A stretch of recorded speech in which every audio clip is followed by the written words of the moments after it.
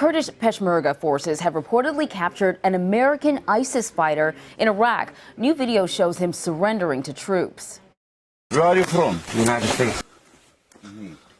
Several sources tell CBS News that Peshmerga troops captured Virginia native Mohammed Jamal Amin in northern Iraq.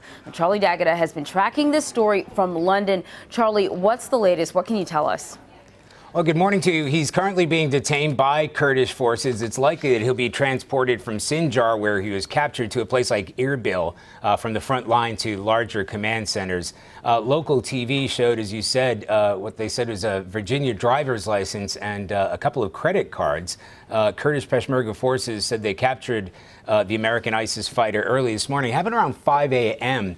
He approached the front line at Sinjar in northern Iraq. At first, they reportedly thought he was a suicide bomber and fired warning shots until he surrendered. In the video, a commander asks him where he's from, and he answers clearly in what sounds like an American accent, the United States. But then he says his mother is an Iraqi from Mosul, and that was where he had just come from. The Peshmerga said he entered Syria from Turkey 2 months ago and made his way to Mosul. He was reportedly trying to make it back to Turkey when he ran into Peshmerga in their territory. Anne-Marie? So what are your sources telling you about his motive? Did he deliberately turn himself in?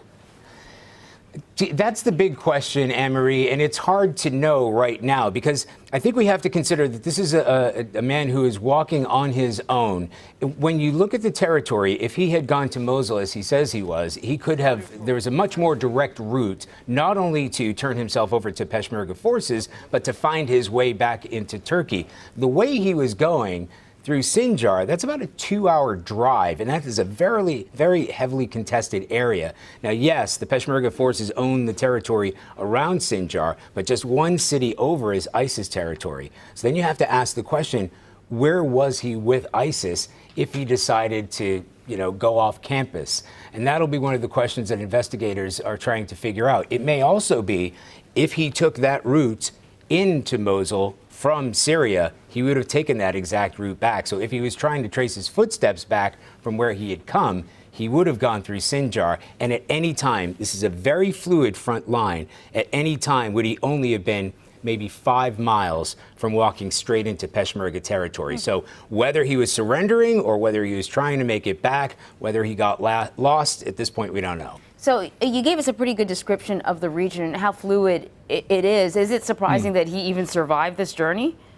Well, the no man's land right in between Sinjar, we were there at the end of last year, and believe me, they fought for every inch of that territory just to push ISIS out of Sinjar, heavily backed up by U.S.-led airstrikes, and they just pummeled the entire area. At that point, ISIS pulled back to a place called Tal Afar, which is about about an hour down the road, and they still own that territory.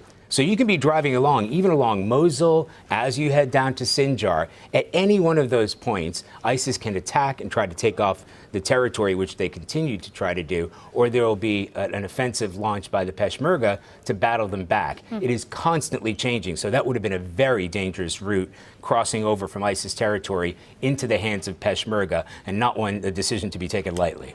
Charlie D'Agata in London. Thank you so much, Charlie.